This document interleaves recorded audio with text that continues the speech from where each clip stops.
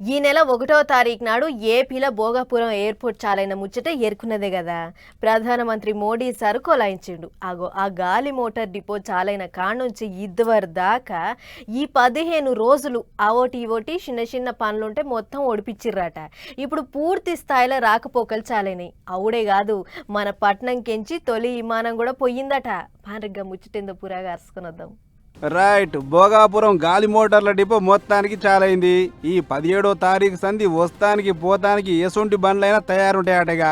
షురువాత్ కార్యానికి విమానాల మంత్రి రామ్మోహన్ నాయుడు సారు హాజరుపడి జెండా ఊపి రైట్ రైట్ అన్నాడు. అటెనక వచ్చిన కొందరు ప్రయాణికులకు బోర్డింగ్ పాసులు సుతా అందించుడు సారు. తొలి విమానం హైదరాబాద్ కెంచి పొద్దుగాల 6:30కు బయలుదేరి భోగాపురంలో ల్యాండ్ అయింది. అట్లనే భోగాపురం కెంచి మొదటి విమానం సింగపూర్కు పోయిందట. ఇక మన కాంచి పోయిన విమానం ఆడ దిగంగానే ఎయిర్పోర్ట్ అధికారులు ఎదుర్కోరు మంచిగా.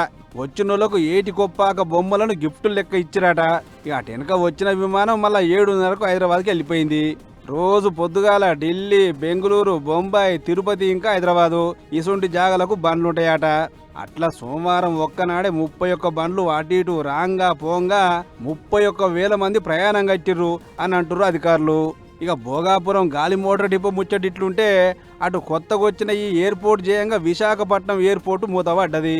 అందాజ 60 ఏళ్ల తర్వాత షట్టర్ కిందికి గుంజిరు అధికారులు. దీంతోనే అలా కాంట్రాక్ట్ పద్ధతిలో పనిచేసిన 1000 మంది ఉద్యోగులు కొలువులు బాయే. ఇక ఎట్లా బతకాలని చెప్పి వల్ల ఇడ్చిర్రు. అయితే కొత్తగా పడ్డ ఎయిర్పోర్ట్లో వీళ్ళకు ఉద్యోగాలు దొరుకుతాయి అనుకుంటున్నట్టు కానీ పాపం వాళ్ళు తీసుకోలేదట. అట్లా ఇన్నొద్దులు మాకు మా కుటుంబాలకు ఆసరైన ఈ విమానాల డిపో మూతపడ్డది అని అన్నం పెట్టిన ఎయిర్పోర్ట్ కాడ గిట్లా గోసెల్లో పోసుకుర్రు. సర్కారే మమ్మల్ని ఎట్లా చేసిన ఆదుకోవాలి అని ఒక్క తీరు అడుగుతురు కార్మికులు. అన్నట్లు వైజాగ్ కెంచి ఐతారం రాత్రి 10:30కు ఆఖరి విమానం వెళ్ళిపోయిందట. ఇక ఈ కాంచి అది జనాల కోసం కాదు, సర్కారోళ్ళు, విఐపీలు, ఆర్మీల కోసమే పనిచేస్తుందట. మరి ఇక కొలువులు పోయిన వాళ్ళను సర్కారు ఎట్లా ఆదుకుంటుందో ఏమో చూడాలి.